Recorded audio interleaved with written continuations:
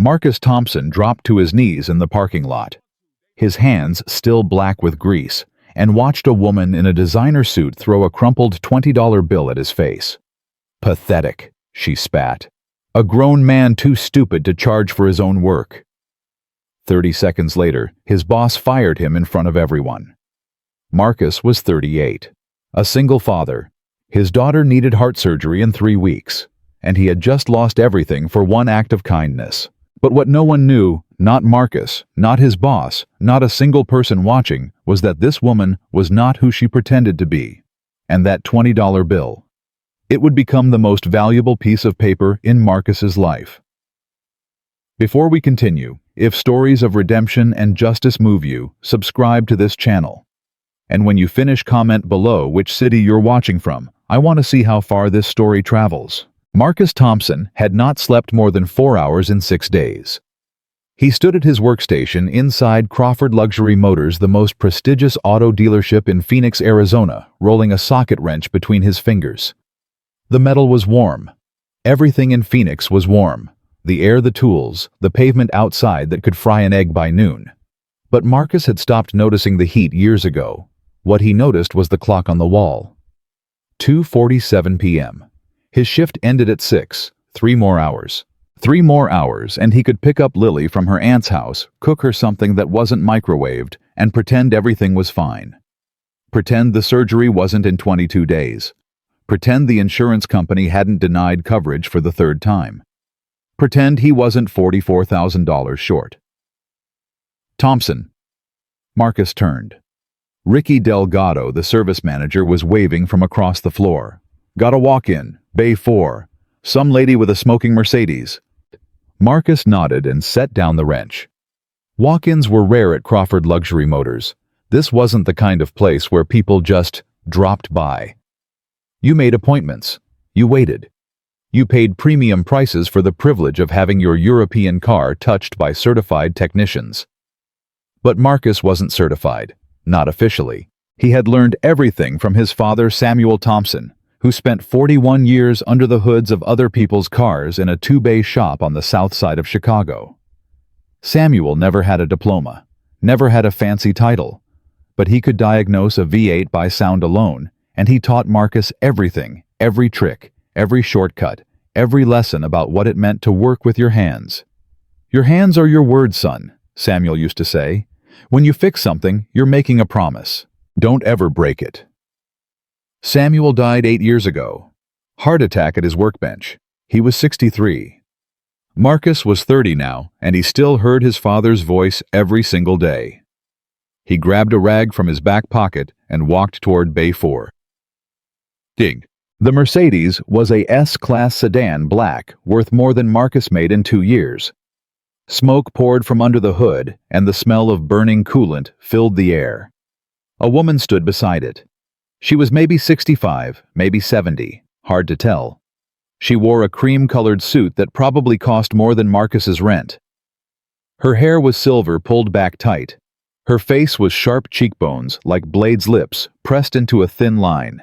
Everything about her screamed money, old money, the kind of money that didn't need to prove anything to anyone.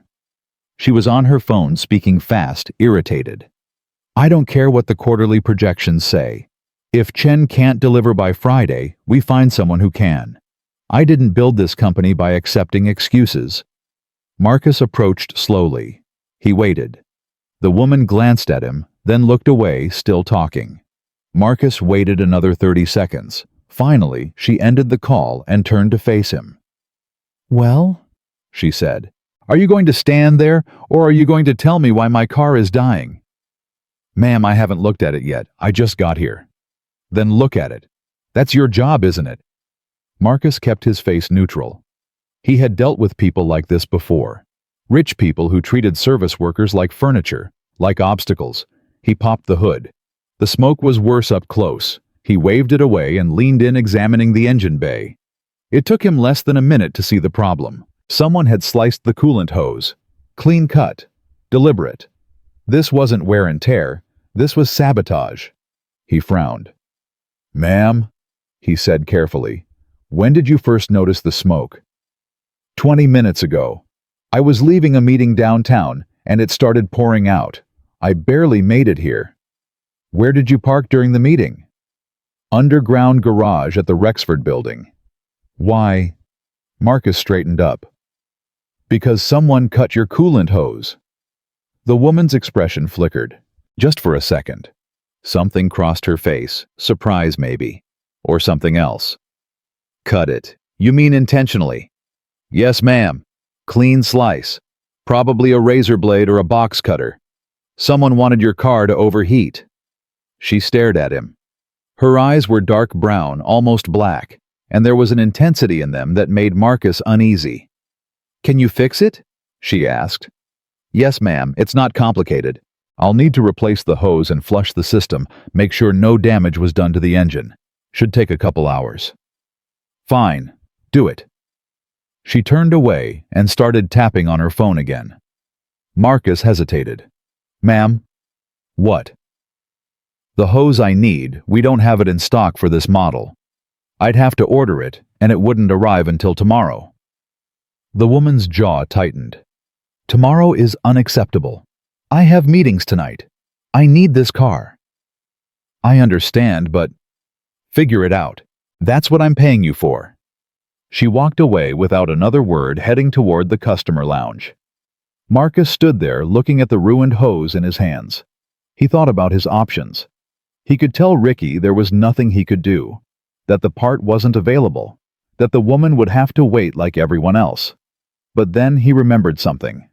3 months ago, he had replaced a similar hose on a different Mercedes.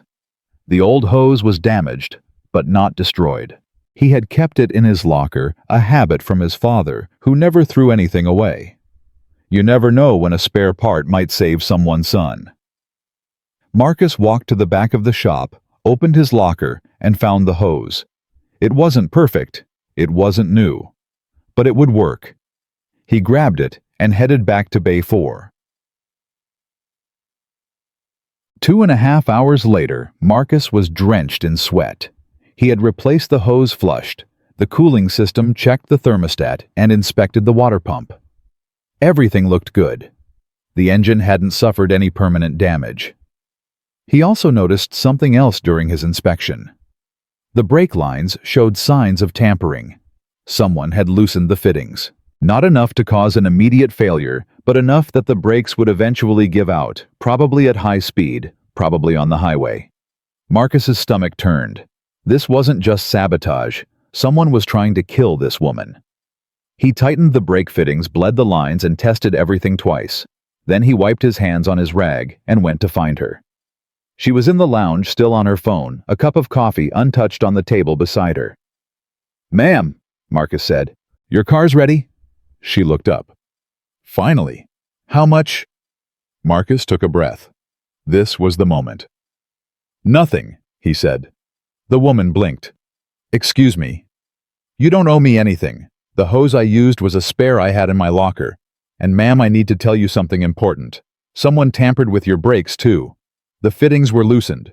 If you had driven much longer, especially at highway speed, you could have lost braking power completely. I fixed it, but you need to know someone is trying to hurt you, maybe worse. The woman stared at him. Her face was unreadable. You fixed my brakes, she said slowly, and you're not charging me. That's right. Why? Marcus shrugged. Because it was the right thing to do. Whoever did this to your car wanted you dead. I couldn't let you drive away without fixing it. And I couldn't charge you for something like that. It wouldn't be right. The woman set her phone down on the table. She stood up, and for a moment Marcus thought she might thank him. Instead, she laughed. It was a cold sound, brittle, like ice cracking. The right thing to do, she repeated. How noble, how incredibly naive. Marcus felt his face flush. Ma'am, you know what you just did. You worked for free. You used your own resources, your own time. And for what? So you could feel good about yourself. I did it because you're a fool, she cut him off. A sentimental, soft-headed fool who doesn't understand how the world works. People don't give things away. That's not how you survive. That's not how you succeed. That's how you stay poor and pathetic for your entire life. She reached into her purse and pulled out a $20 bill. She held it up between two fingers, looked Marcus dead in the eyes, and let it fall. It drifted down and landed on the floor at his feet. "For your trouble," she said, "since you're apparently too stupid to charge what you're worth." Marcus didn't move. He didn't pick up the bill. He just stood there, feeling the heat rise in his chest, feeling the anger build behind his eyes. "Ma'am," he said quietly, "I was trying to help you. I don't need your help. I don't need anyone's help. That's the difference between people like me and people like you. I take what I want. You wait for scraps." She picked up her purse and walked past him toward the door. Marcus watched her go. He thought about his daughter. He thought about the surgery. He thought about the $44,000 he didn't have and might never have. And he thought about his father, who spent his whole life helping people who died with nothing in the bank, who was the best man Marcus had ever known. He bent down and picked up the $20 bill, not because he wanted it, but because he wouldn't leave it on the floor. He wouldn't give her the satisfaction. He folded it carefully and put it in his pocket. "Thompson." The voice came from behind him. Marcus turned. Gerald Crawford stood in the doorway of the customer lounge. He was the owner of Crawford Luxury Motors, a heavy-set man in his 60s with a ruddy face and small, calculating eyes. He wore suits that cost more than Marcus's truck and watches that cost more than Marcus's house. "My office," Crawford said. "Now."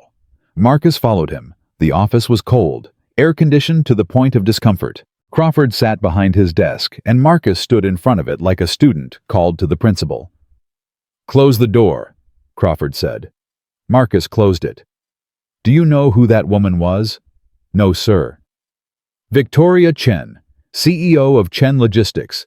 They're one of the largest supply chain companies on the West Coast. We've been courting them for 6 months. 6 months of dinners and phone calls and presentations. They were about to sign a contract with us for their entire corporate fleet. 47 vehicles. Service, maintenance, everything. Do you know how much that contract was worth?" Marcus shook his head. $1.2 million over 3 years.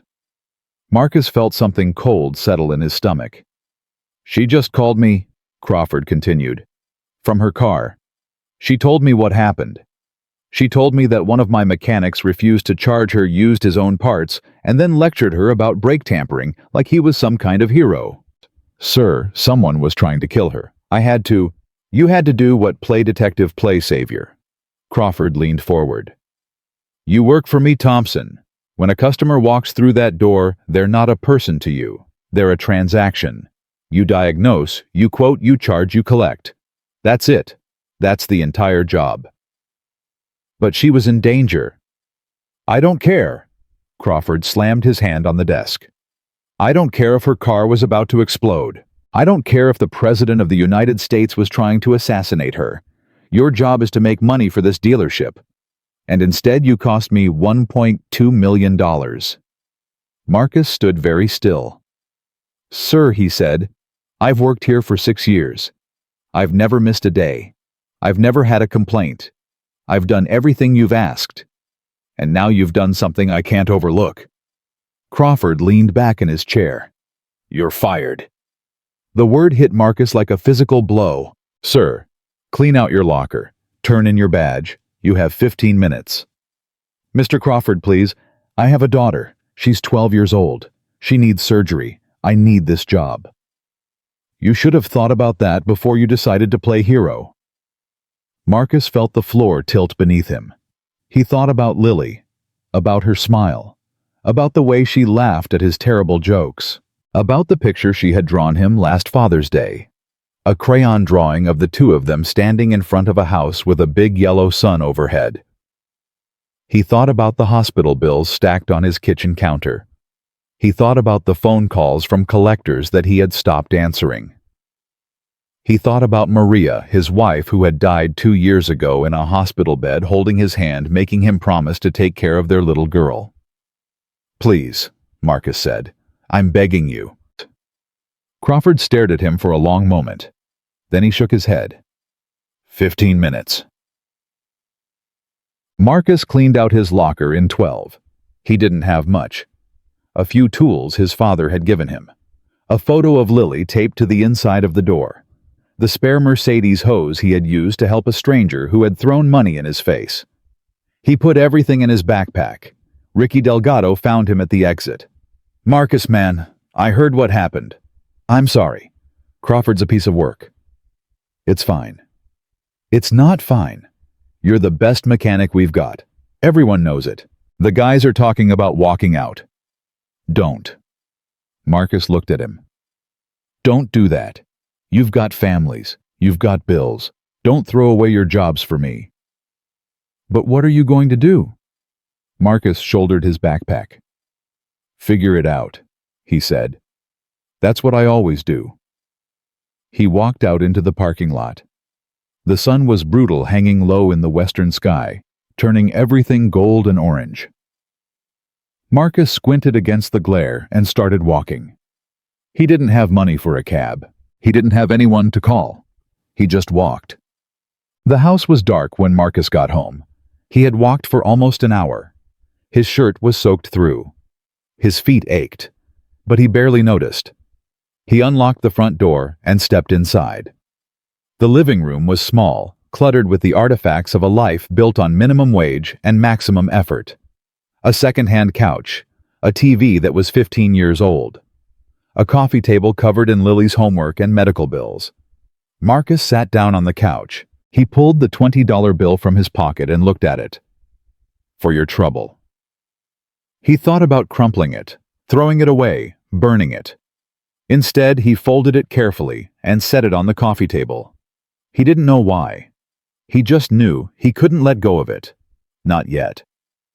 His phone buzzed. He pulled it out. A text from his sister Denise. "Lily had a great day. She's sleeping over here tonight. Don't worry about picking her up. Love you." Marcus typed back, "Love you too. Thank you." He set the phone down. He should call Denise, tell her what happened. But he couldn't. Not tonight. He couldn't hear the worry in her voice. He couldn't answer her questions. He needed one night to fall apart, one night to figure out what came next. He leaned back on the couch and stared at the ceiling. The house was quiet. Too quiet. He closed his eyes. And for the first time in 2 years, since the night Maria died, Marcus Thompson let himself cry. He didn't sleep. He sat on that couch all night, watching the shadows move across the wall, thinking. Thinking about the jobs he would have to find. Thinking about the surgeons he would have to beg. Thinking about the promises he had made to his dying wife. "Take care of her, Marcus. Promise me. No matter what happens, you take care of our baby girl." "I promise." He had meant it. He still meant it. But meaning something and doing something were two different things. At 6 in the morning, Marcus made coffee. At 7, he started making calls. By noon, he had contacted 14 auto shops across Phoenix. Everyone was polite, everyone was sympathetic, and everyone said the same thing. "Sorry, man, we're not hiring." "You're good. I've heard of you, but our budget's tight." "You're how old? 38. Look, no offense, but we're looking for younger guys." "You don't have formal certification. That's a deal breaker for our insurance." By 3 in the afternoon, Marcus had run out of numbers to call. He sat at his kitchen table staring at his phone, wondering what else he could do. Uber, maybe. Or Lyft.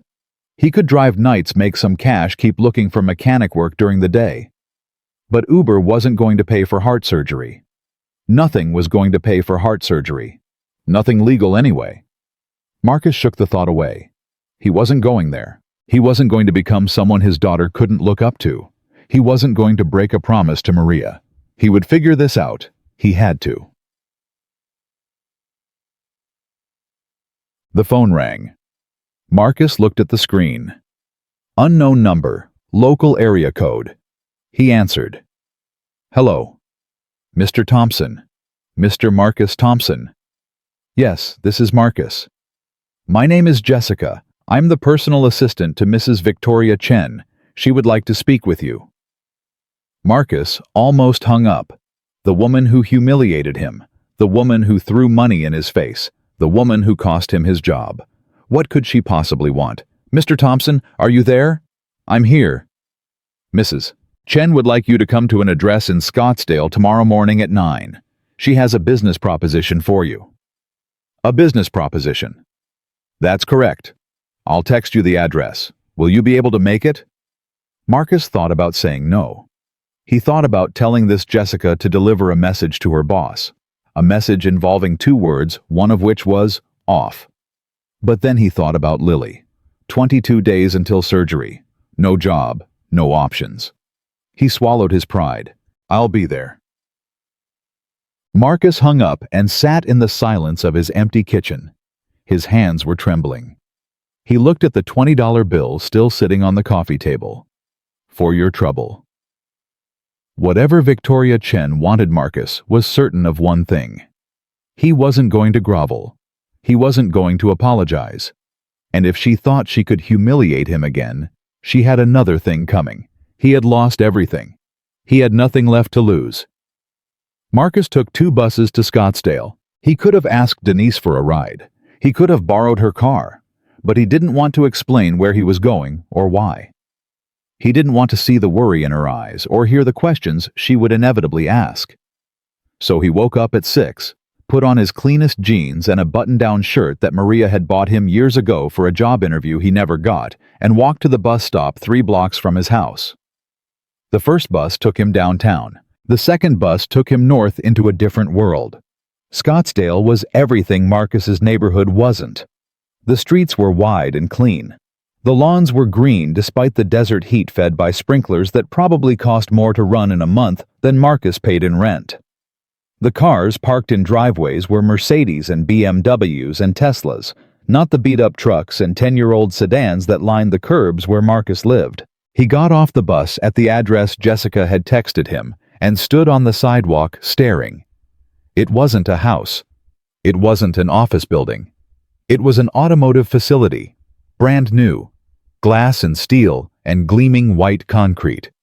The kind of place Marcus had only seen in magazines, the kind of shop where they worked on Ferraris and Lamborghinis, and cars that cost more than most people's houses. But that wasn't what made Marcus's legs go weak. It was the sign. Mounted above the entrance, in brushed silver letters 3 feet tall, were 2 words. Thompson. Automotive. His name. His father's name. Marcus didn't move. He couldn't. He stood there on that pristine Scottsdale sidewalk, his heart pounding in his chest, trying to make sense of what he was seeing. This had to be a mistake. A coincidence. There had to be another Thompson in the automotive business. Someone with money. Someone who could afford a place like this. But even as he told himself that he knew it wasn't true, this was for him. He didn't know how. He didn't know why. But this was for him. The glass doors slid open, and a young woman in a gray suit stepped out. "Mr. Thompson, I'm Jessica. We spoke on the phone." Marcus found his voice. "What is this place?" "Mrs. Chen will explain everything. Please come inside." Marcus followed her through the doors. The interior was even more impressive than the exterior. Polished concrete floors, state-of-the-art hydraulic lifts painted cherry red, tool stations with digital displays and LED lighting, climate control that made the Arizona heat feel like a distant memory. And it was empty. Not a single car, not a single mechanic, just acres of pristine, unused space waiting to be filled. Jessica led him to an office at the back of the building. Floor-to-ceiling windows looked out over the empty shop floor. A mahogany desk sat in the center of the room, and behind it in a leather chair sat Victoria Chen. But she didn't look like the woman Marcus remembered. The designer suit was gone. The sharp, cruel expression was gone. In their place was a cream-colored blouse, simple gold jewelry, and a face that seemed somehow softer, warmer, more human. She stood when he entered. "Mr. Thompson, thank you for coming." Marcus didn't sit. He didn't move. "What is this?" he asked. Victoria gestured to the chair across from her desk. "Please, sit down. I owe you an explanation." "You owe me more than that." "You're right. I do." She sat back down. "Please." Marcus hesitated, then lowered himself into the chair. He kept his back straight, his hands on his knees. He wasn't going to relax. He wasn't going to let his guard down. Not with this woman.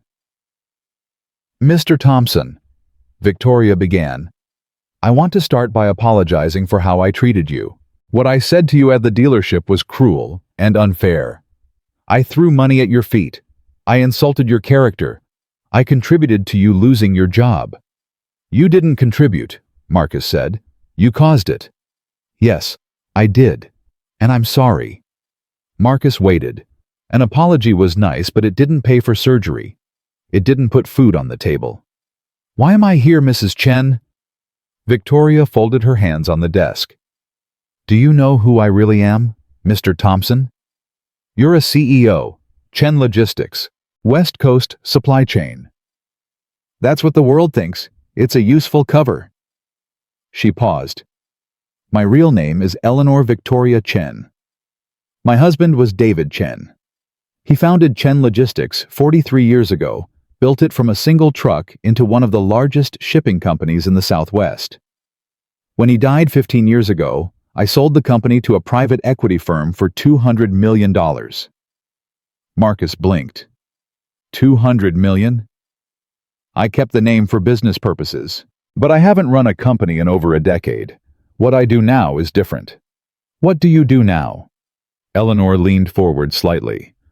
"I invest in people." Marcus said nothing. "Mr. Thompson, do you know what the hardest thing in the world is? It's not making money. Anyone with enough luck and enough ruthlessness can make money. The hardest thing is finding people with integrity. Real integrity. The kind that doesn't bend when no one is watching. The kind that doesn't break when it costs you everything." "I don't understand what this has to do with me." 3 years ago, I started a project. I wanted to find people like that. People with genuine character, genuine kindness, genuine strength. But I learned quickly that you can't find those people by reading resumes or conducting interviews. People lie, they perform, they tell you what you want to hear. She stood and walked to the window looking out at the empty shop floor. So I decided to test them. I bought an old car, a 1969 Cadillac that belonged to my late husband. I dressed in worn clothes. I drove into auto shops across the Southwest, acting like a confused old woman who didn't understand cars and couldn't afford much. And I watched what people did. Marcus felt something shift in his chest. In 3 years, I've tested over 40 mechanics at shops across Arizona, Nevada, and California. Do you know how many passed? How many? Eleanor turned to face him. 1. Marcus's mouth went dry. "You, Mr. Thompson, you're the only one." I didn't take a test. I just fixed a car." "Exactly. You didn't know you were being tested. That's the whole point." Eleanor walked back to her desk, but didn't sit. "Everyone else either ignored me, overcharged me, or tried to sell me repairs I didn't need. 3 different mechanics told me I needed a new transmission when there was nothing wrong with it. One tried to charge me $800 for a $50 repair, and when I questioned them, they talked down to me like I was stupid. And me. You told me the truth. You found that someone had sabotaged my car. You used your own parts you had saved from a previous job, parts that came out of your own pocket. You fixed my brakes because you were genuinely worried someone was trying to hurt me. And when I asked how much I owed you, you said nothing." Eleanor sat down again, her eyes never leaving Marcus's face. "And then I tested you harder. I insulted you. I threw money at your feet. I humiliated you in front of your coworkers. And do you know what you did? You picked up that $20 bill with dignity. You didn't yell. You didn't curse me out. You didn't quit. You maintained your composure even when I gave you every reason to lose it." Marcus thought about that moment. The anger he had felt, the shame, the urge to scream at her to tell her exactly what he thought of her and people like her. He had swallowed all of it. "I wasn't being noble," he said quietly. "I was being practical. I needed that job." "Maybe, but that doesn't change what you did or who you are." Eleanor gestured at the building around them. This is yours, Mr. Thompson. Marcus shook his head. I don't understand. This facility, this building, all of it, it's yours. That's not possible. I bought this property 6 months ago. I've been waiting for the right person to give it to. I had it built to the highest specifications. The equipment is top of the line. The lifts, the diagnostic tools, the air filtration system. Everything is brand new, state-of-the-art. You can't just give someone a building. I can do whatever I want with my money, Mr. Thompson, and what I want is to give it to you. Marcus stood up so fast his chair scraped against the floor. This is insane. I don't know you. You don't know me. You can't just walk into someone's life and hand them $1 million building because they didn't rip you off on a car repair. Actually, the building and equipment cost closer to $3 million. And you're right, I don't know you. But I know enough. Eleanor opened a folder on her desk. Marcus Samuel Thompson, born in Chicago, Illinois. Father was Samuel Thompson. Independent mechanic, died of a heart attack 8 years ago. Mother was Patricia Thompson, schoolteacher, passed away 12 years ago from breast cancer. You moved to Phoenix 6 years ago with your wife Maria, who was diagnosed with ovarian cancer 4 years ago and died 2 years ago after 18 months of treatment. Marcus felt like he had been punched in the gut. How do you know all this? I do my research, Mr. Thompson. I don't invest in people blindly. She continued reading. You have a daughter, Lily, age 12. She was diagnosed with a congenital heart defect at age 7 and has been managing it with medication. However, her condition has deteriorated over the past year, and she now requires surgery, specifically a valve replacement procedure that costs approximately $45,000. Your insurance has denied coverage 3 times. The surgery is scheduled in 21 days, and as of yesterday, you have $847 in your bank account. Marcus's hands were shaking. You had no right to dig into my life like that. You're correct. I didn't have the right, but I did it anyway because I needed to be sure. Eleanor closed the folder. I've been watching you for 3 weeks, Mr. Thompson. I know you work double shifts whenever you can get them. I know you haven't bought new clothes for yourself in over 2 years. I know you skip meals so your daughter can eat. I know you turned down an offer to work for a chop shop that would have paid you 3 times what Crawford was paying because you wouldn't compromise your integrity. How do you know about that? I know a lot of things. The point is, I know who you are, and I know you deserve better than what life has given you. Marcus sat back down. His legs felt weak. This doesn't make sense, he said. People don't do things like this. Most people don't, but I'm not most people. Eleanor leaned forward. My son died when he was 34 years old. Drunk driver. He was a good man, kind, honest, always helping others, even when it cost him. He reminded me of you. After he died, I spent 2 years trying to figure out what to do with all this money. I could give it to charity. I could endow a hospital wing. I could put my name on a building somewhere. But none of that felt right. It felt like writing checks to make myself feel better. She paused. So I decided to do something different. I decided to find people like my son, people with good hearts who never got a fair chance, and I decided to change their lives directly, not through foundations or committees or grant applications, directly, person to person. And you think I'm one of those people? I know you are. Marcus sat in silence for a long moment. He thought about Maria, about the way she used to believe in him, even when he didn't believe in himself. About the nights she held him when he came home exhausted and defeated, whispering that everything would be okay, that he was a good man, that good things came to good people eventually. He thought about his father, about the lessons Samuel had taught him, the values he had instilled. About the way Samuel had treated every customer like family, even the ones who couldn't pay. He thought about Lily, about her surgery, about the fear in her eyes when she thought he wasn't looking the way she pretended to be brave because she didn't want to worry him. There has to be a catch, Marcus said. There's always a catch. No catch. The building is in your name. The equipment is paid for. there's working capital in a business account enough to cover operating costs for at least 2 years while you build up your client base. There's also a personal account for your family, which I'll get to in a moment. Why would you do all this for a stranger? Eleanor's expression softened. Because kindness should be rewarded, Mr. Thompson. Because integrity should be valued. Because too many good people spend their whole lives struggling while selfish, cruel people thrive.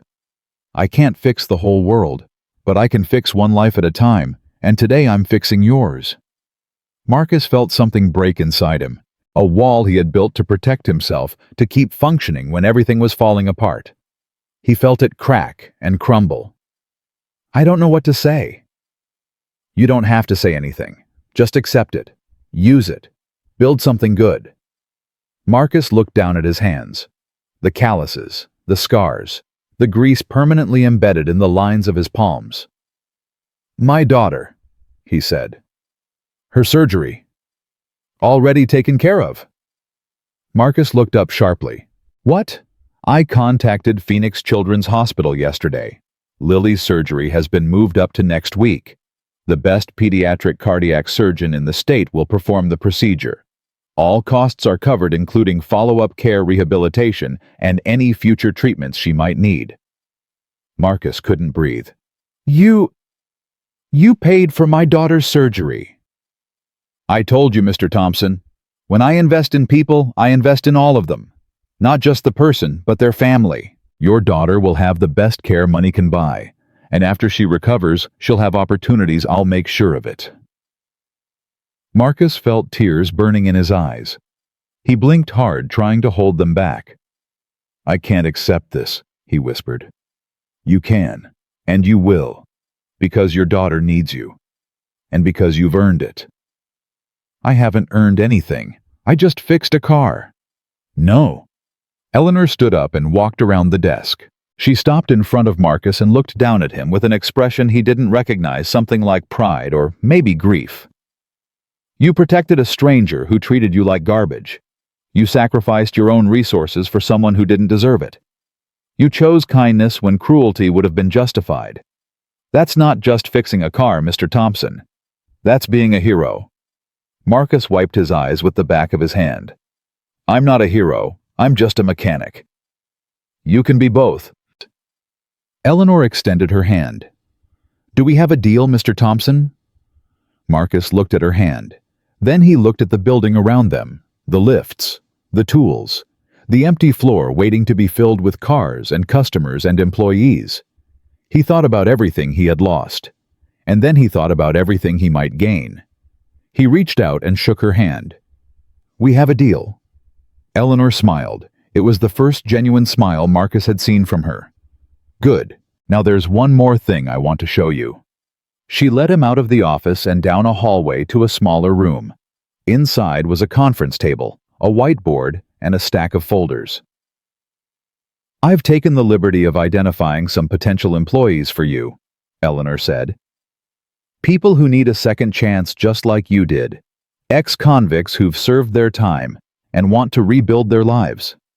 Women who've been told they don't belong in automotive work. Young people from difficult backgrounds who have talent but no opportunity. Marcus picked up one of the folders. Inside was a profile of a 19-year-old named Deshaun Williams. 3 years ago, Deshaun had been arrested for car theft and spent 18 months in juvenile detention. Since his release, he had applied to 47 jobs and been rejected from all of them. This kid has a record, Marcus said. He does.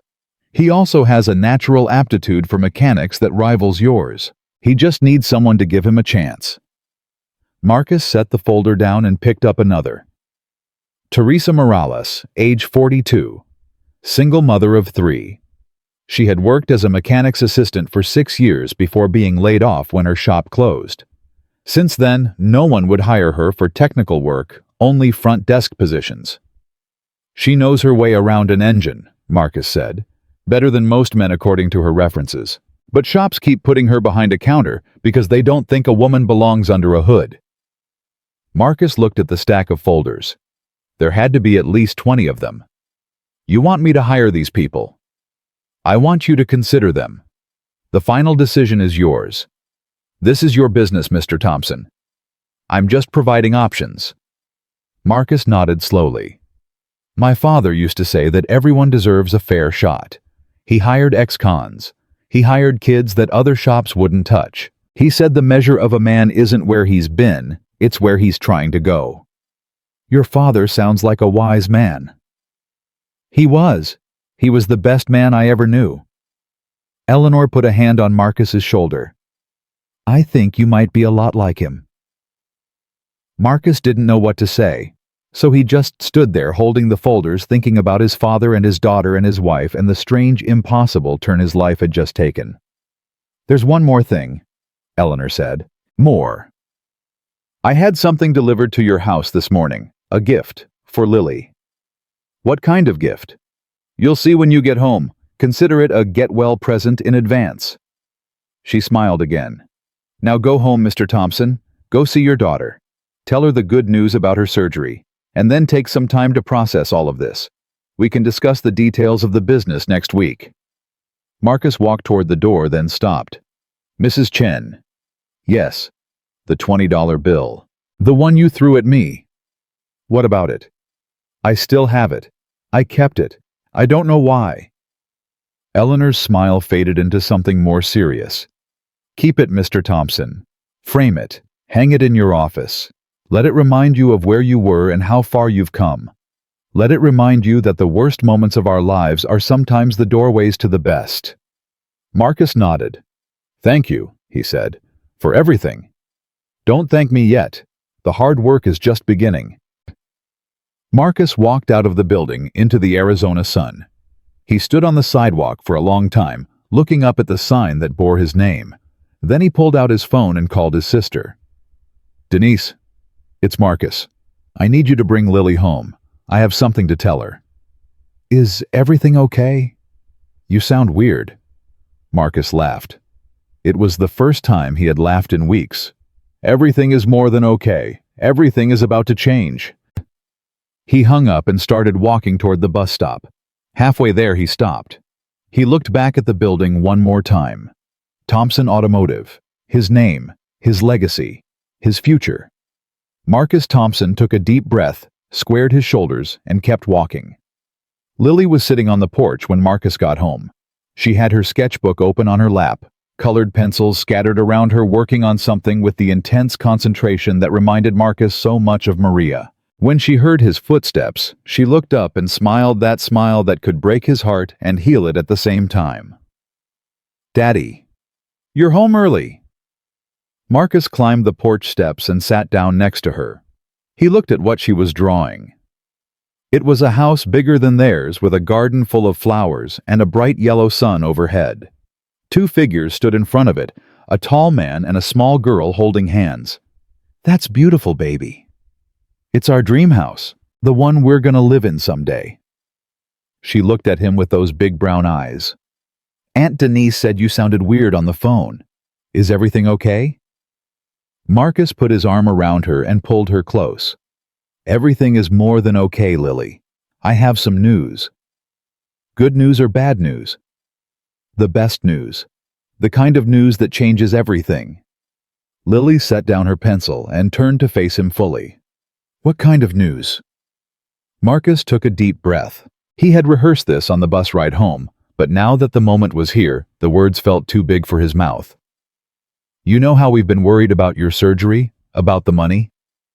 Lily's face tightened. She was 12, but she understood more than Marcus wished she did. She had heard the phone calls from collectors. She had seen the bills piled on the kitchen counter. She knew they were struggling, even though Marcus tried to shield her from the worst of it. Yeah, she said quietly. We don't have to worry anymore. Someone is paying for everything. The surgery, the hospital, the recovery, all of it. And they moved it up. You're having the operation next week with the best doctor in the whole state. Lily stared at him. What? Who? How?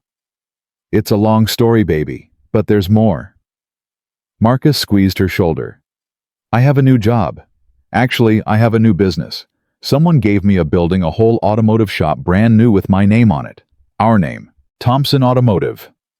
Daddy, you're not making sense. I know. I know it sounds crazy, but it's true. All of it. Our lives are about to change, Lily. Everything we've been praying for, everything we've been hoping for, it's happening."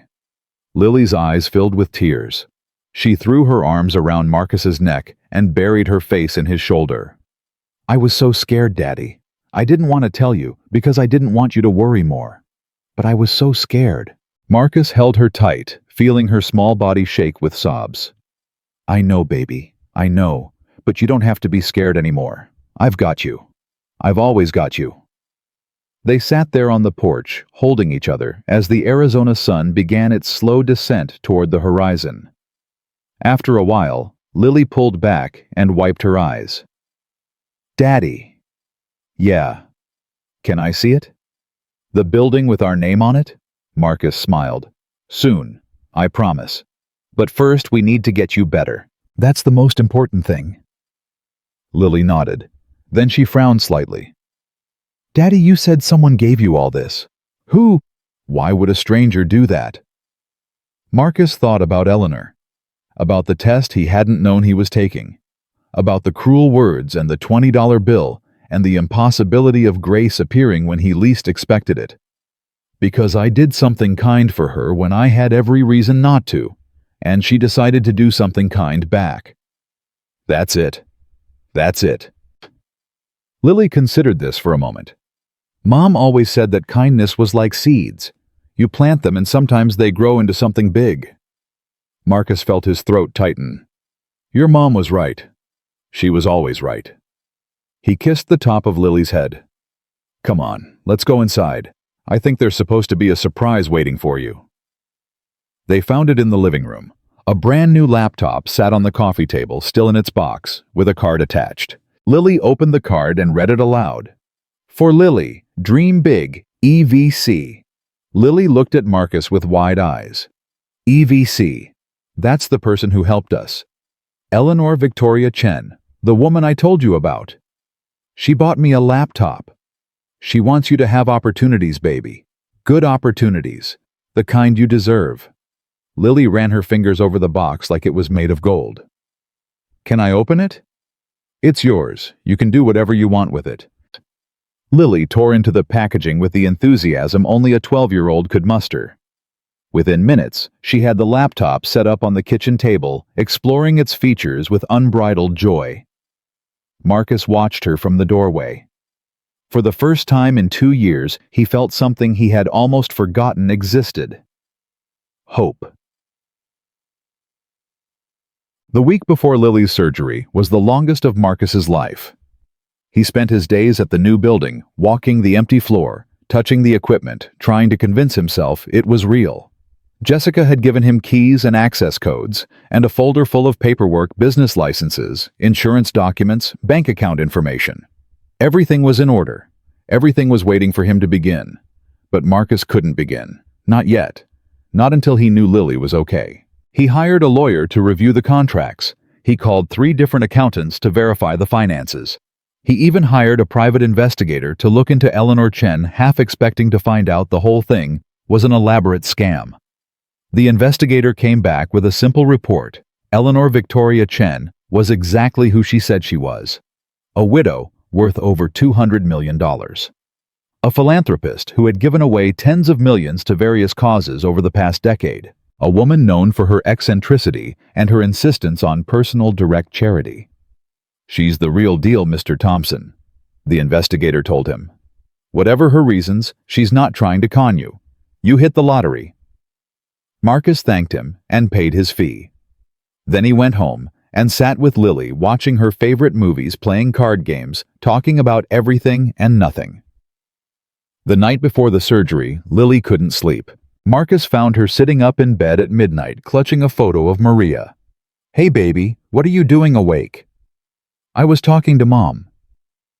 Marcus sat on the edge of her bed. "What were you telling her?" "That I'm scared. That I wish she was here." "What did she say?" Lily smiled a little. "She said I'm brave. She said you're brave too. She said everything's going to be okay because we have each other." Marcus felt tears pricking at his eyes. "Your mom is right. She's always right." Daddy. Yeah. If something happens to me tomorrow, nothing is going to happen to you. But if it does, Lily, look at me.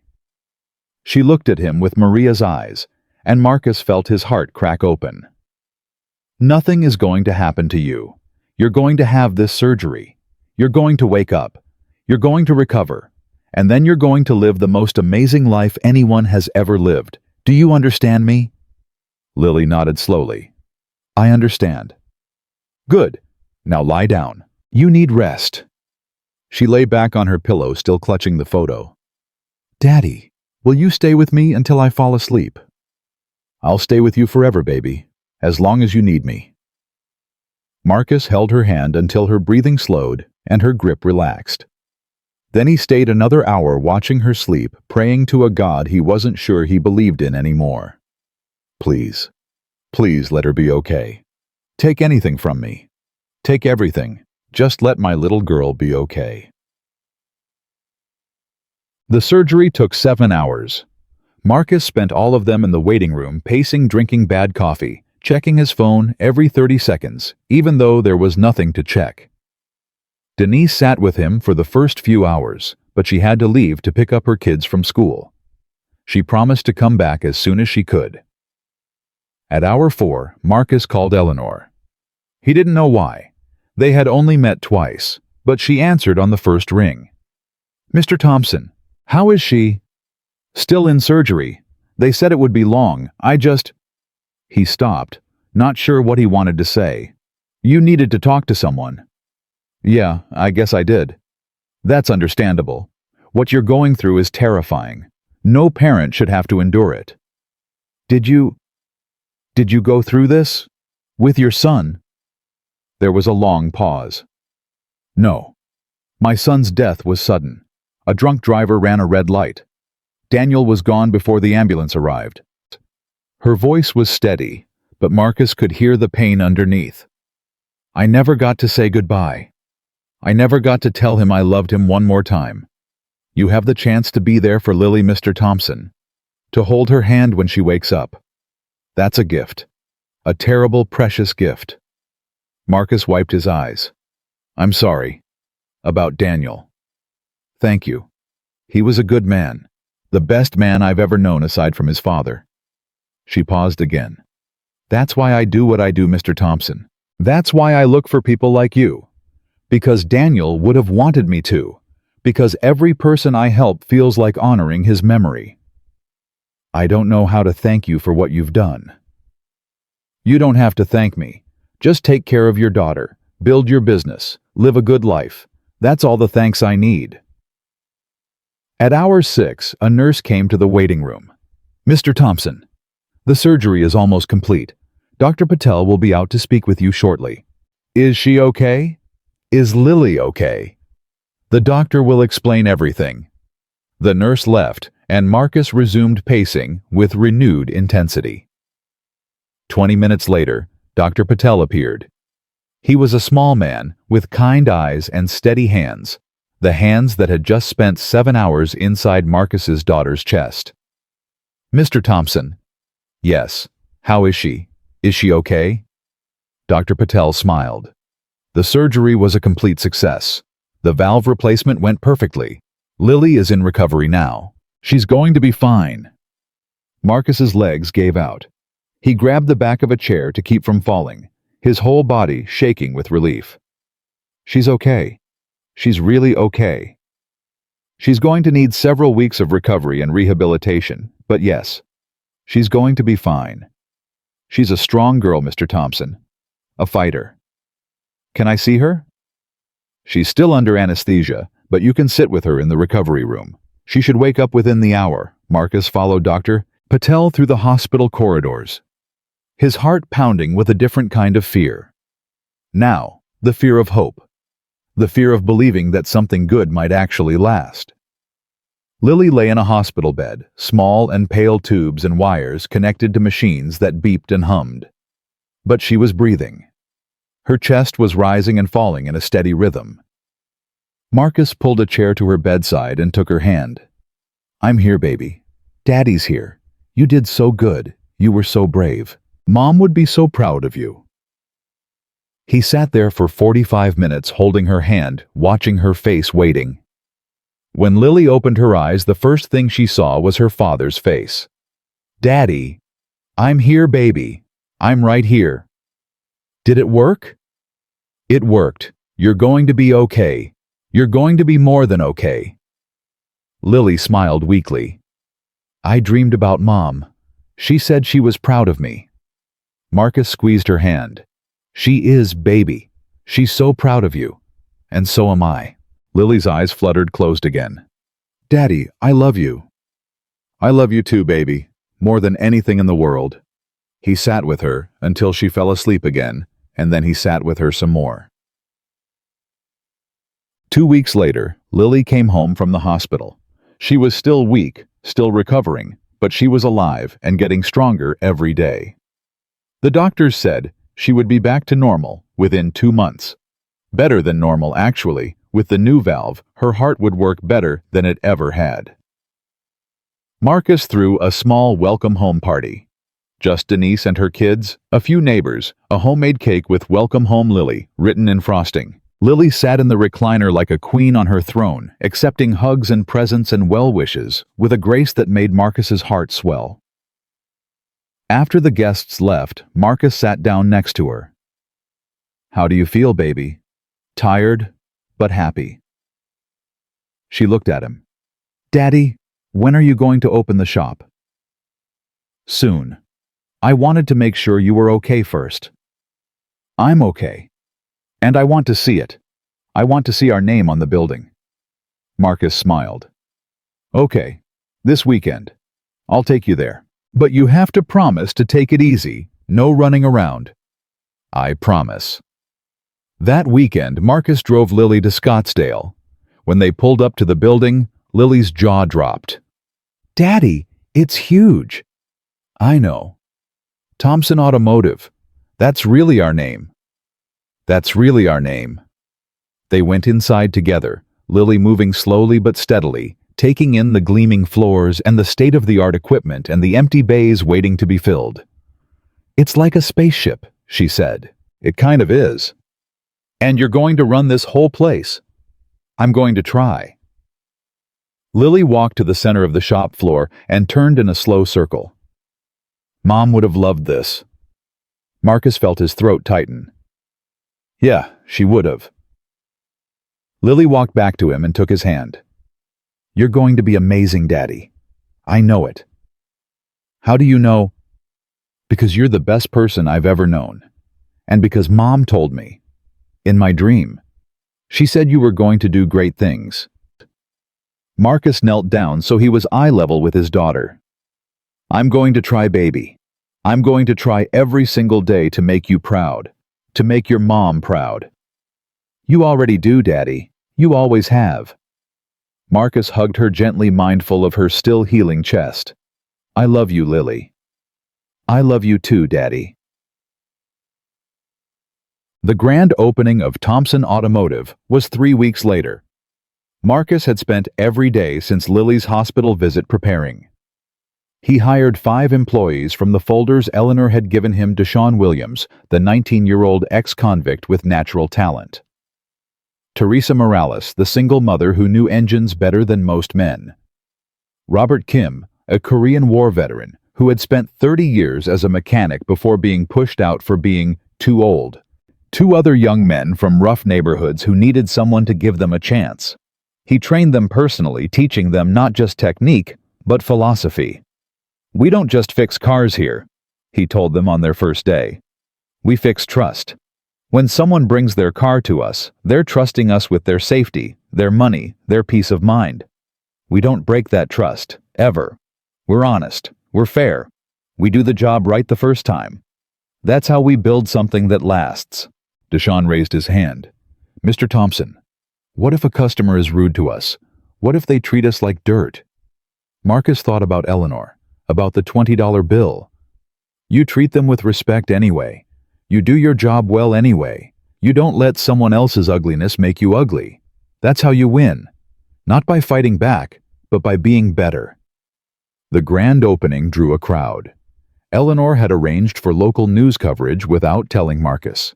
A reporter from Channel 5 showed up with a camera crew asking about the miracle mechanic who had been gifted a shop by a mysterious philanthropist. Marcus didn't want to do the interview. He didn't want attention or fame. But Eleanor convinced him. Your story can inspire people, Mr. Thompson.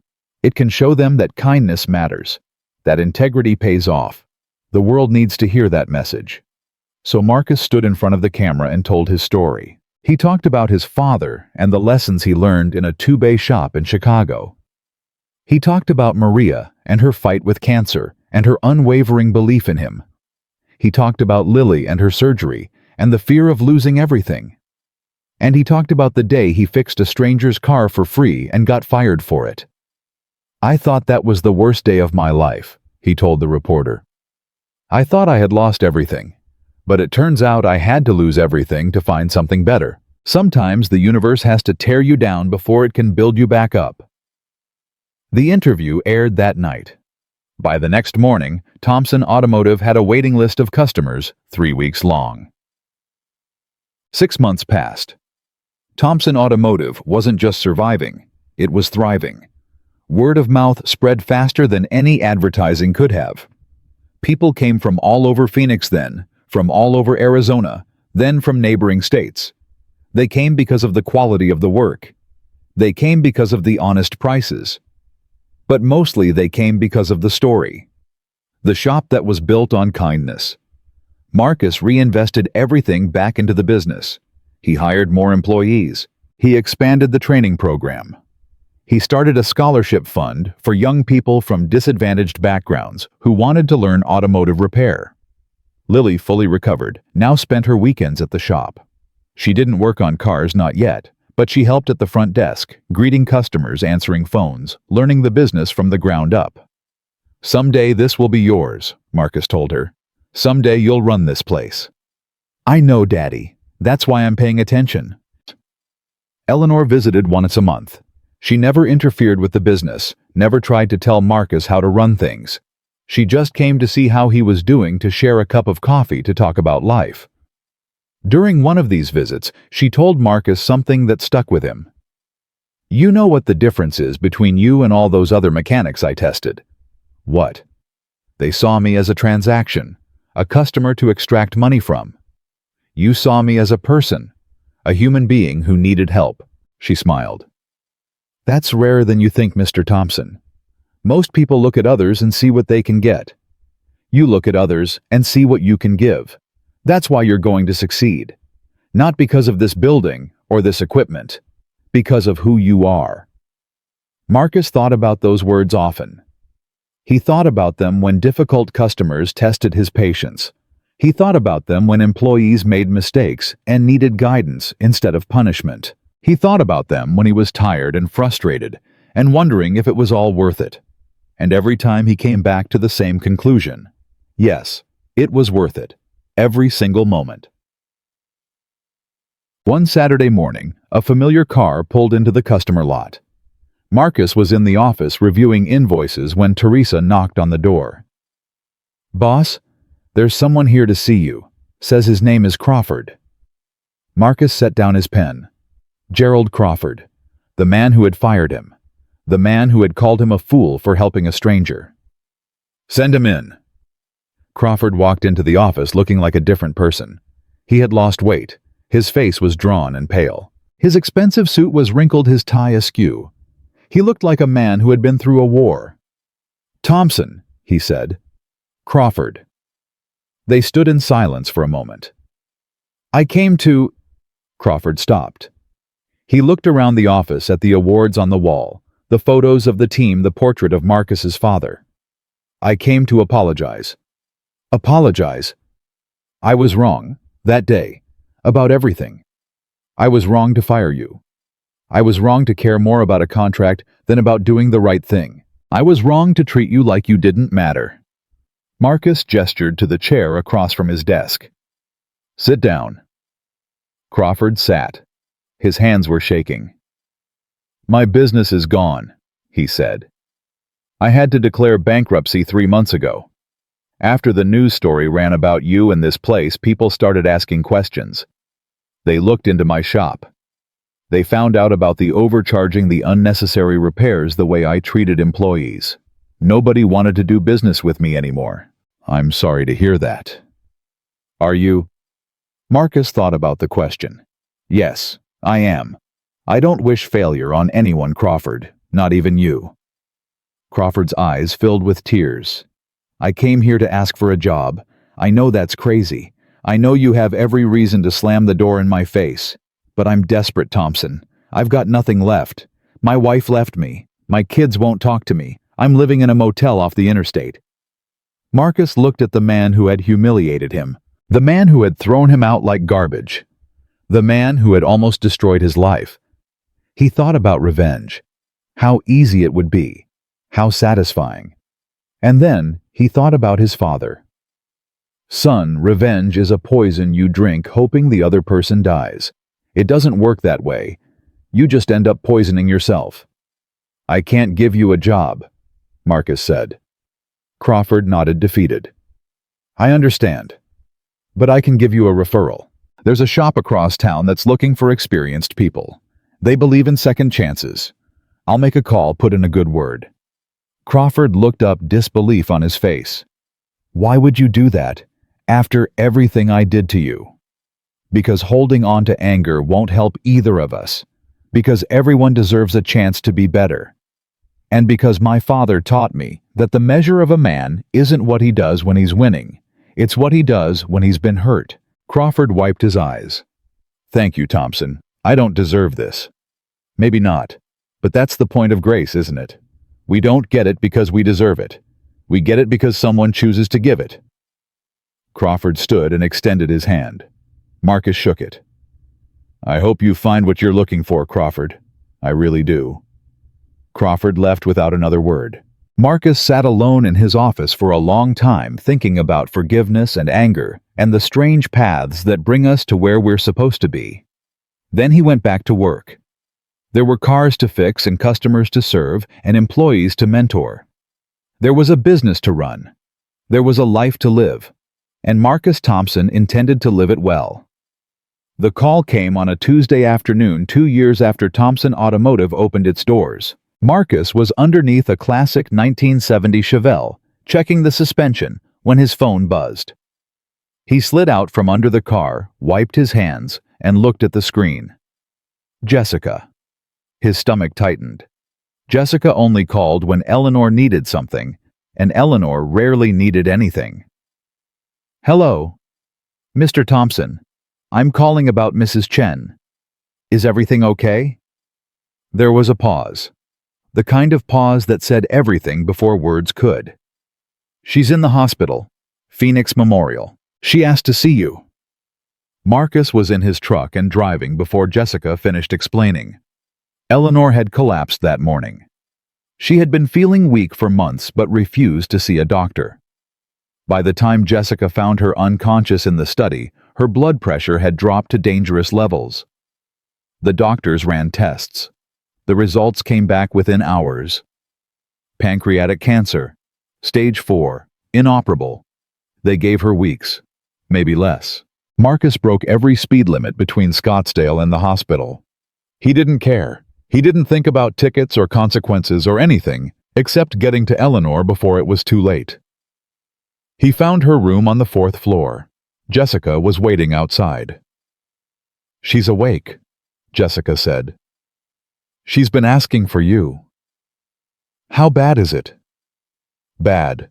The doctors say she doesn't have much time. Marcus pushed open the door. Eleanor lay in the hospital bed, smaller than he remembered, fragile, in a way he had never seen before. The powerful woman who had changed his life looked like a leaf about to fall from a tree. But when she saw him, she smiled. Mr. Thompson, you came. Marcus pulled a chair to her bedside and sat down. Of course I came. Why didn't you tell me you were sick? Because there was nothing to tell. I felt fine until I didn't. She reached for his hand and he took it. Her fingers were cold. Besides, I've had a good life, a full life. I'm not afraid of what comes next. Don't talk like that. Like what? Like I'm dying." She laughed softly. "I am dying, Mr. Thompson. We both know it. The question is not whether I die, but how I spend the time I have left." Marcus felt tears burning in his eyes. There has to be something they can do. Treatments, specialists. I can pay for anything. No. Eleanor squeezed his hand with surprising strength. "I've made my peace. I've lived 72 years. I've loved and lost and loved again. I've built things and destroyed things and rebuilt them. And in the last 3 years, thanks to people like you, I've found a purpose that makes all of it worthwhile. People like me. Yes, you and the others I've helped. Do you know how many there are now? 17. 17 people I've tested and invested in. 17 lives I've changed. That's my legacy, Mr. Thompson. Not the money. Not the company my husband built. You. All of you." Marcus wiped his eyes with the back of his free hand. "I don't know what to say." "You don't have to say anything. Just promise me one thing." "Anything." Eleanor looked at him with those dark eyes that had seen so much. "Promise me you'll keep going. Promise me you'll keep helping people the way you helped me. Promise me that when you have the chance to choose between profit and kindness, you'll choose kindness every time. I promise. And promise me you'll take care of Lily. That girl has something special. I've seen it. She's going to change the world someday if someone gives her the chance. I'll give her every chance, I swear." Eleanor smiled and closed her eyes. "Good. That's good." She slept then, her breathing shallow but steady. Marcus sat with her for 3 hours, holding her hand, watching the monitors, praying. When he finally left, he drove home in silence, his mind full of thoughts he couldn't untangle.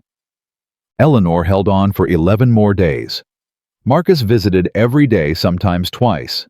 He brought Lily on the 3rd day, and the two of them sat with Eleanor for an hour, talking about everything and nothing. Eleanor told Lily stories about her son Daniel, about her husband David, about the adventures she had lived in 72 years. "You remind me of myself when I was young," Eleanor told Lily. "Full of fire, full of questions. Don't ever lose that child. The world will try to beat it out of you. Don't let it." "I won't," Lily promised. On the 8th day, Eleanor asked to see all of them. The 17 people she had helped. Marcus made the calls, and by evening the hospital room was crowded with strangers who had one thing in common. Eleanor Chen had believed in them when no one else would. There was Marcus and his daughter Lily.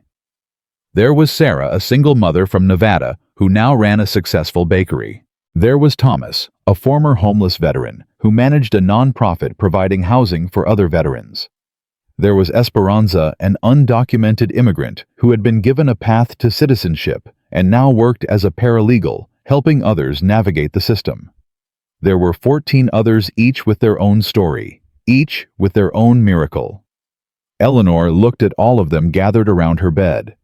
"Look at this," she whispered. "Look at what kindness can do." She asked each of them to share one thing they had learned, one thing they would carry forward. Thomas spoke first. "I learned that everybody deserves a second chance, even people who've made mistakes, especially people who've made mistakes." Esperanza went next. "I learned that borders don't define who we are. Kindness does." Sarah said, "I learned that asking for help isn't weakness, it's courage." When it was Marcus's turn, he had to clear his throat twice before he could speak. "I learned that the worst day of your life can be the beginning of the best part. I learned that when someone throws money in your face and calls you pathetic, you pick it up with dignity and keep going. And I learned that one person with a good heart can change everything. Mrs. Chen, you changed my life. You saved my daughter. I will spend the rest of my days trying to live up to what you believed I could be." Eleanor smiled. "That's all I ever wanted. That's all any of us can do. Plant seeds. Water them. Hope they grow." She asked them all to join hands. "Promise me," she said. "Promise me you'll help someone else the way I helped you, not because they deserve it, not because they can pay you back, Because kindness is the only thing that makes this world bearable. Promise me." 17 voices answered as one. "We promise." Eleanor closed her eyes. "Good. That's good." She died 3 days later peacefully in her sleep. Jessica called Marcus at 4 in the morning. "She's gone." Marcus sat on the edge of his bed and the dark phone pressed to his ear and cried like a child. The funeral was larger than anyone expected. Over 300 people came to pay their respects. Business associates from her husband's company, charity workers she had funded, politicians who had received her support, and in the front row, 17 people who owed her everything. Marcus spoke at the service. He stood at the podium looking out at the crowd searching for the right words. "I only knew Eleanor Chen for a little over 2 years," he began. "But in that time she changed my life completely. When I met her I was broken. I had just been fired from my job for doing something kind. I thought kindness was weakness. I thought the world punished good people and rewarded cruel ones." He paused, steadying himself. "Eleanor showed me I was wrong. She proved that kindness isn't weakness, it's strength. The strength to do the right thing when it costs you.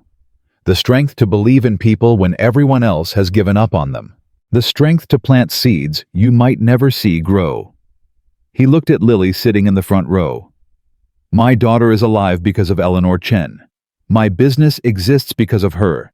My future, my hope, all of it traces back to a day when I chose to help a stranger, and that stranger chose to help me back." Marcus wiped his eyes. "I can't repay what she gave me. None of us can. But I can honor it. I can keep my promise. I can spend the rest of my life helping people the way she helped me. That's her legacy. Not the money, not the buildings, us. The lives she changed, the seeds she planted." He stepped down from the podium. The crowd stood and applauded. Marcus barely heard them. He was thinking about a $20 bill in a frame on his office wall. After the funeral, Jessica approached Marcus. "Mr. Thompson, there's something I need to give you." She handed him a sealed envelope. "Mrs. Chen left instructions. This was to be delivered to you after the service." Marcus opened the envelope. Inside was a letter handwritten in Eleanor's elegant script. "Dear Mr. Thompson, if you're reading this, then I'm gone. Don't be sad. I've had a wonderful life, and the last chapter, the chapter with you in it, was the best of all. I want you to know something I never told you in person. That day at the dealership when I threw money at your feet and insulted you. I was testing you more than I've ever tested anyone. I was cruel. Deliberately, specifically cruel. I wanted to see what you would do when pushed to the absolute limit. And you passed. You didn't yell. You didn't curse. You didn't quit. You picked up that $20 with more dignity than most people carry in their entire lives. In that moment, I knew you were the one. I'm leaving you one final gift. It's not money, you have enough of that now, and you know how to make more. It's something better. A purpose. I'm asking you to take over my project, to become the person who tests and invests in others the way I tested and invested in you. I've left instructions with Jessica. There's a fund set up enough to change dozens of lives if you use it wisely. Find the good ones, Mr. Thompson, the kind ones, the ones who would fix a stranger's car for free, even when it costs them everything. Find them and give them what I gave you, a chance. That's how we change the world, one seed at a time, with love and faith. Eleanor Victoria Chen. P.S. Keep that $20 bill. It's the most valuable piece of paper you'll ever own. Marcus read the letter 3 times. Then he folded it carefully and put it in his pocket. The months that followed were the hardest of Marcus's life. Running the business was exhausting enough. But now he had a second mission, finding people worthy of Eleanor's legacy. He started small. He drove to different auto shops around Phoenix, just like Eleanor had done with a rented car that had manufactured problems. He dressed in old clothes. He asked for help. Most shops overcharged him. Some ignored him. A few tried to sell him repairs he didn't need. He understood now why Eleanor had tested so many people before finding him. Good hearts were rare. Genuine kindness was even rarer. But he kept looking. He found a woman named Patricia at a shop in Tempe. She spent 2 hours fixing his car and charged him only for parts. When he tried to tip her, she refused. "You look like you need it more than me," she said. He found a young man named James at a garage in Mesa. James noticed that the car's brakes had been tampered with, just like Marcus had noticed Eleanor's brakes, and warned him without being asked. "Someone's trying to hurt you, sir. You should call the police." He found others. Not many, but enough. For each one, Marcus followed Eleanor's playbook. He dug into their lives. He learned their struggles. And when he was certain, truly certain that they were the real thing, he revealed himself. "I'm not who you think I am. I'm here to offer you something that will change your life. But you have to be willing to accept it." Some thought he was crazy. Some thought he was running a scam.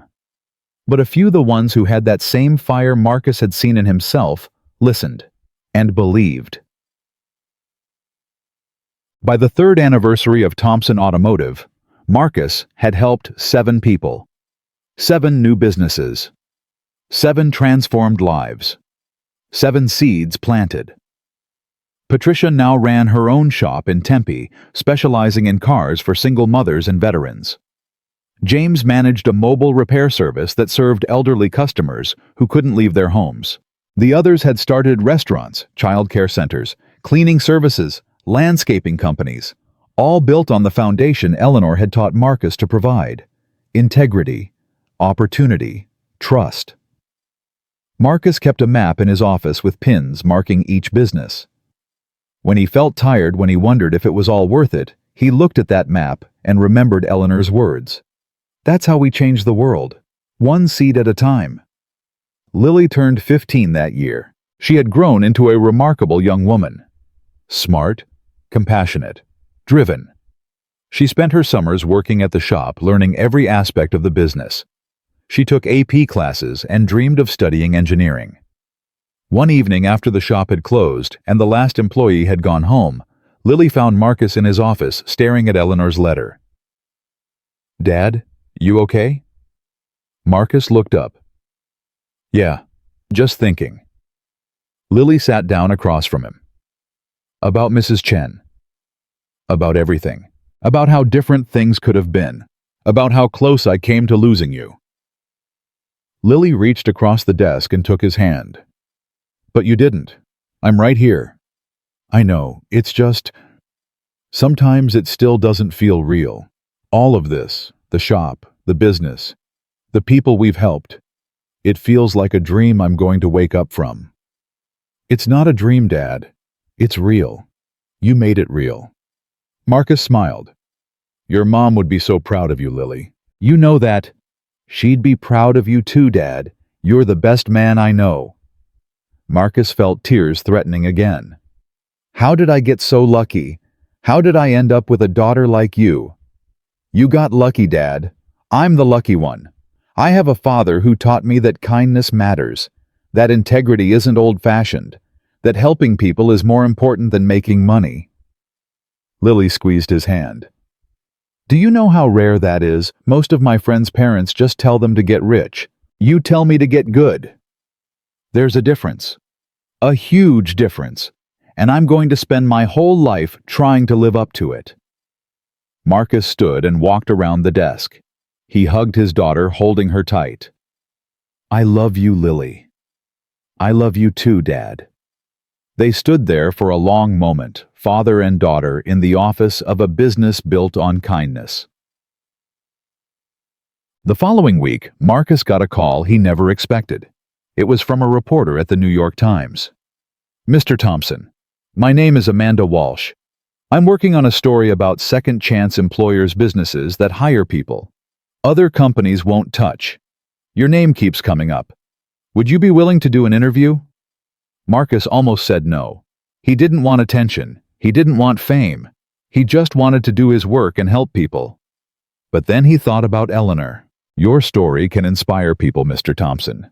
It can show them that kindness matters." "Okay," he said. "I'll do it."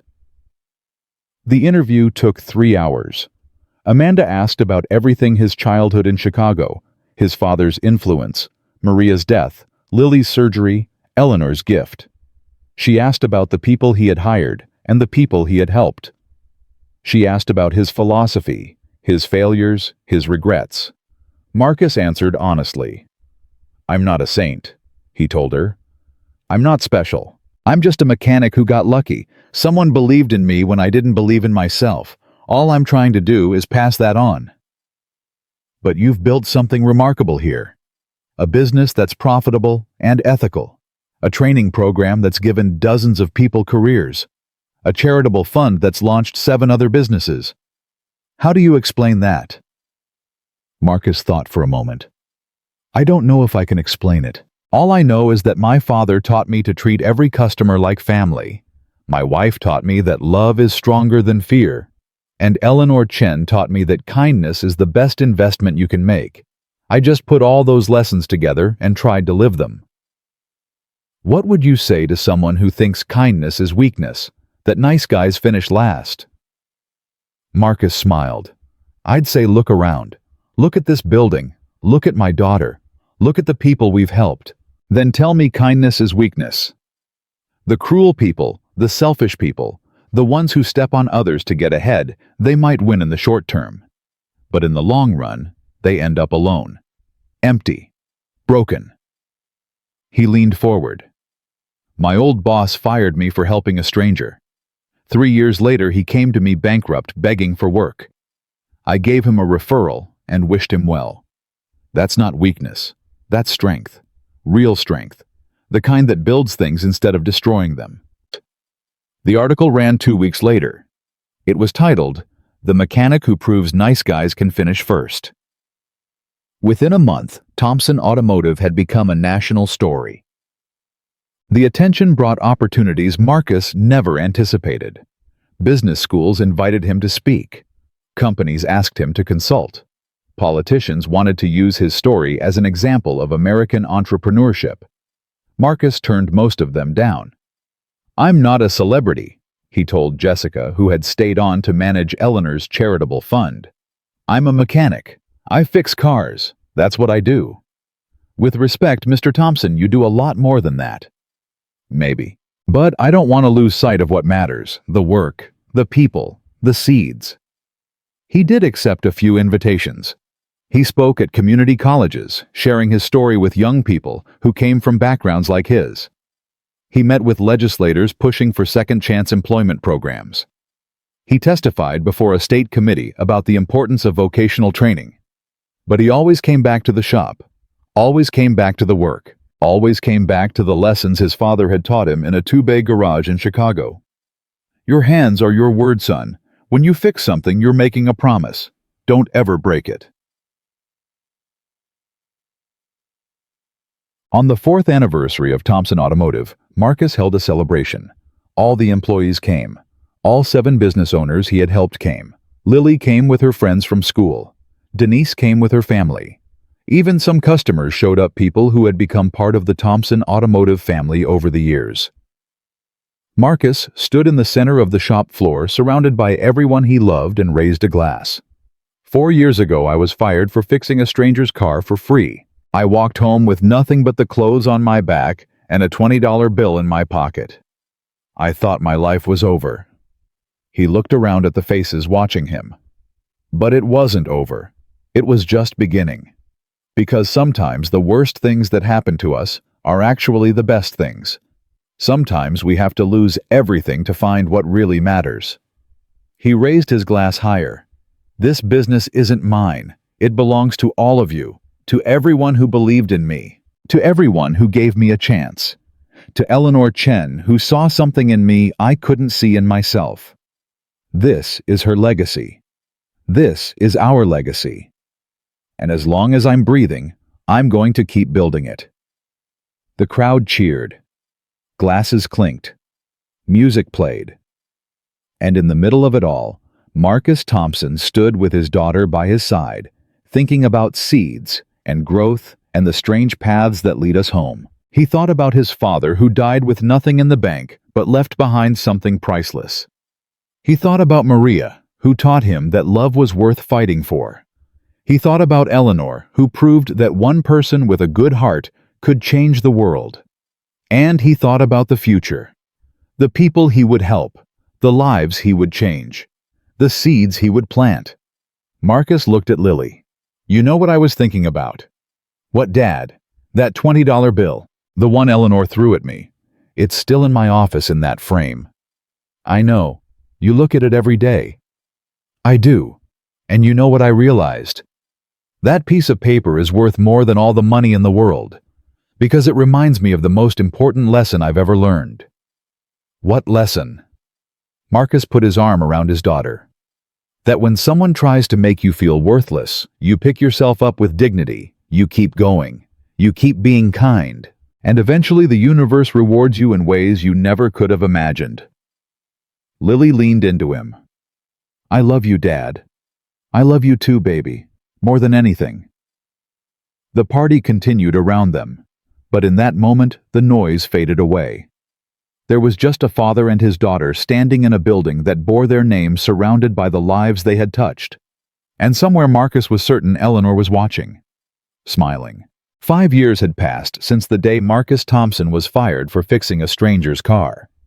5 years since he walked home in the Arizona heat with nothing but a $20 bill and a broken heart.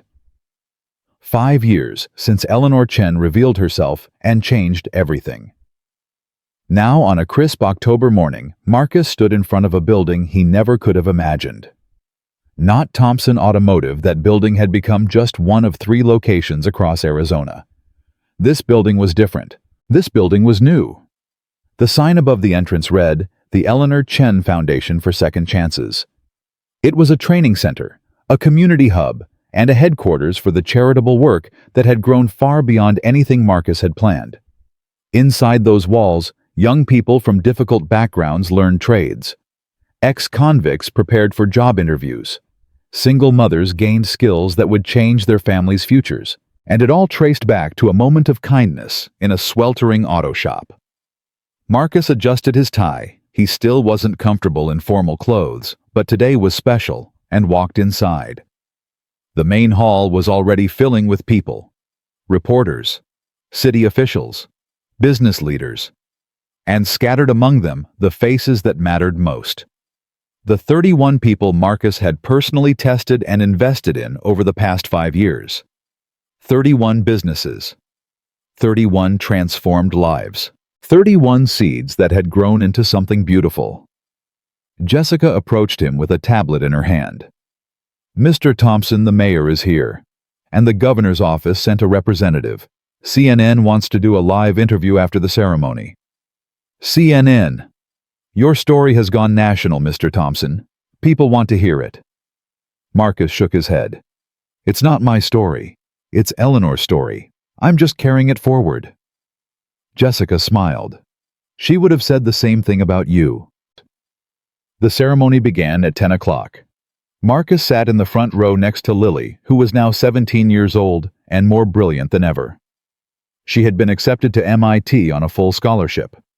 In 3 months, she would leave Phoenix for Cambridge, Massachusetts, to study mechanical engineering. The thought of her leaving still made Marcus's chest tight. But it was a good kind of tight. The kind that came from pride, not fear. The mayor spoke first, praising the foundation's work and its impact on the community. The governor's representative read a proclamation declaring October 15th Eleanor Chen Day in the state of Arizona.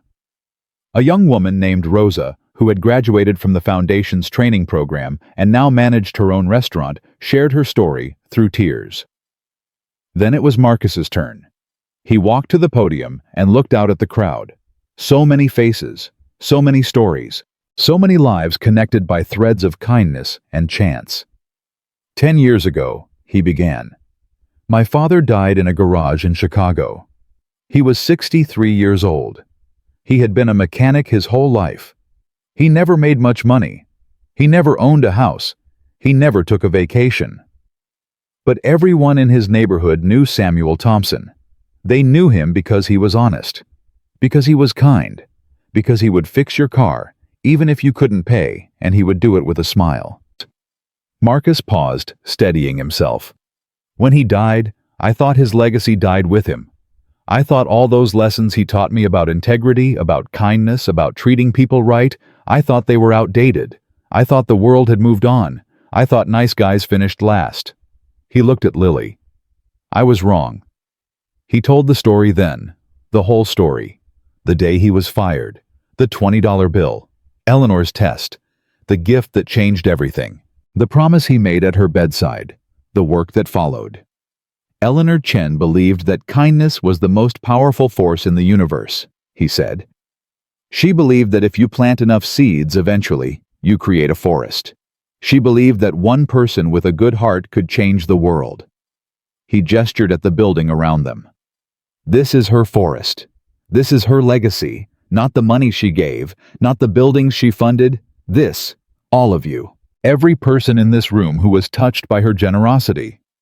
Every life that was changed because she believed kindness mattered. Marcus felt tears on his cheeks but didn't wipe them away. I'm not a special person. I'm not a hero. I'm just a mechanic who got lucky. But I made a promise to Eleanor before she died, and I intend to keep it. I promised to help people the way she helped me. I promised to plant seeds.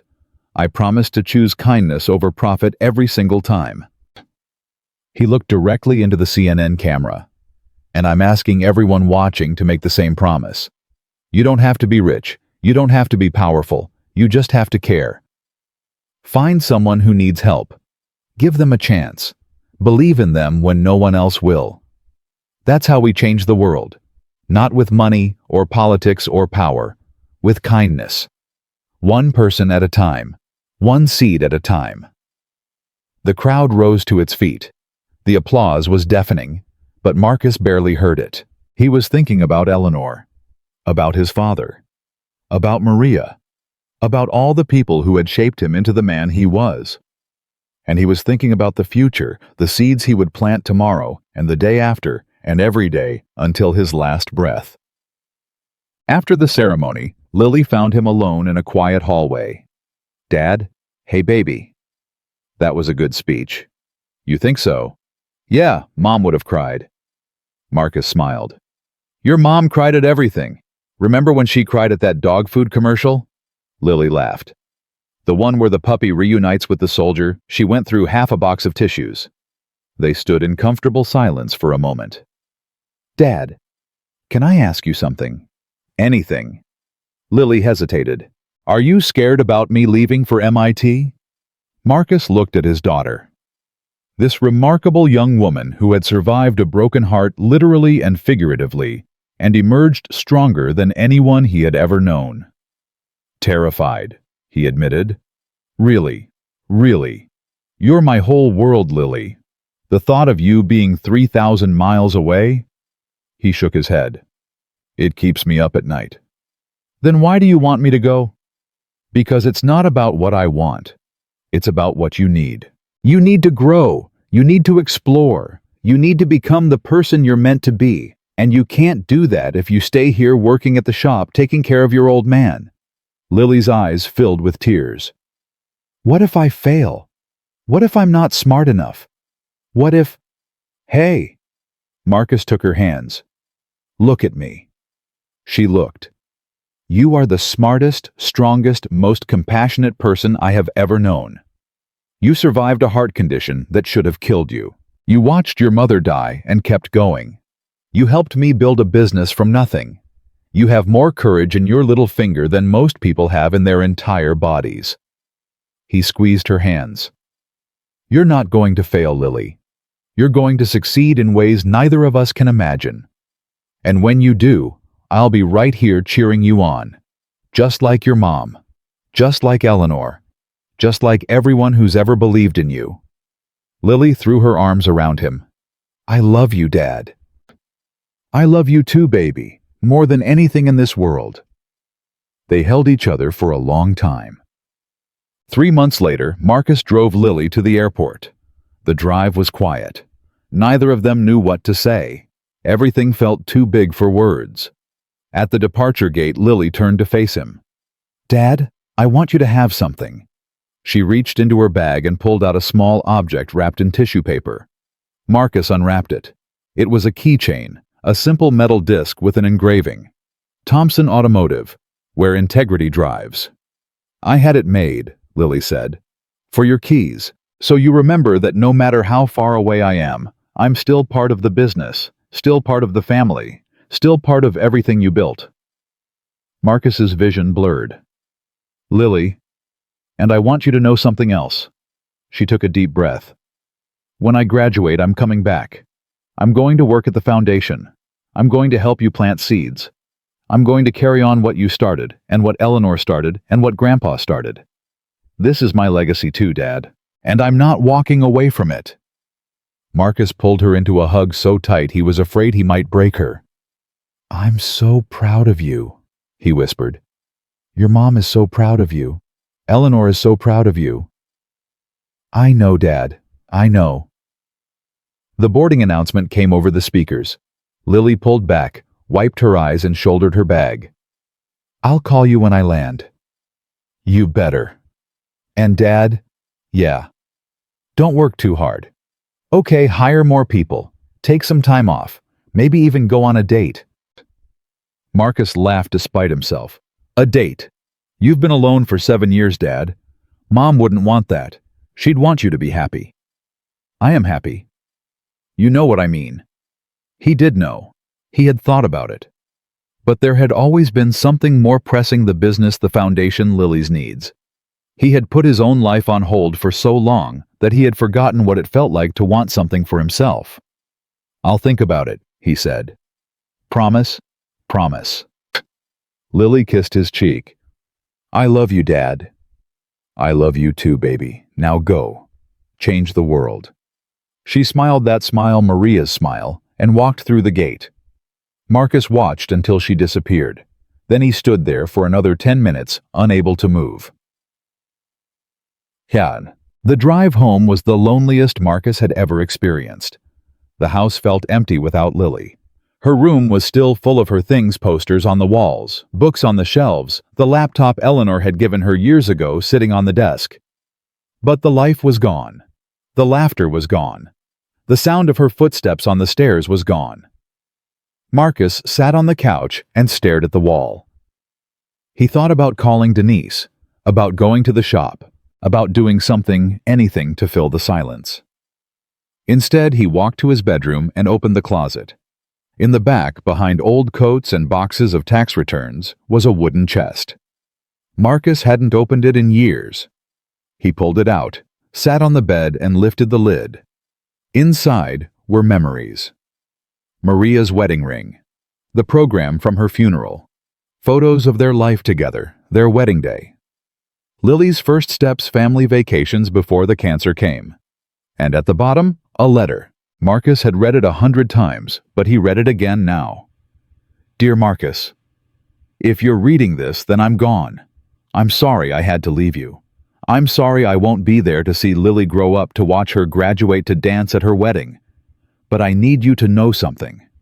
You are the best thing that ever happened to me. From the moment I met you, I knew you were special. Not because you were rich or successful or powerful. Because you were kind. Because you saw me. Really saw me when everyone else looked right through me. I want you to promise me something. Don't close yourself off. Don't spend the rest of your life alone. You have so much love to give, Marcus. Don't waste it on grief. Find someone who makes you happy. Fall in love again. Build a new life. It won't be a betrayal of me. It will be an honor to me. Because the greatest gift you can give me is to keep living, to keep loving, to keep being the remarkable man I fell in love with. Take care of our daughter. She's going to need you. And take care of yourself. I love you, Marcus.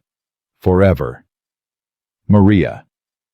Marcus pressed the letter to his chest.